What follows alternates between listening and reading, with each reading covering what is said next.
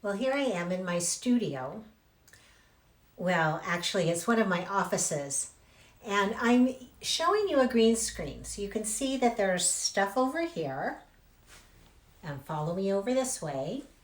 Well, come on. Keep coming. And there's stuff over that way.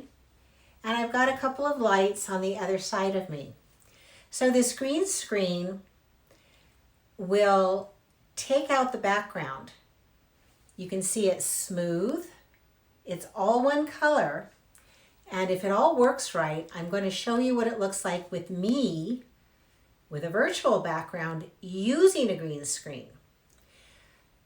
They're very popular in some Zoom circles, but I will tell you, if you have any artifacts, which are those little halos or whatever, behind you when you're using a virtual background, it is way distracting to your audience and it makes them tired. So if you're going to do a virtual background, be sure you have a green screen that works. And this may or may not be perfect because I've discovered in the past, here, let's come back over here. Gray hair, blonde hair can fall out of the picture. So let's see what it looks like.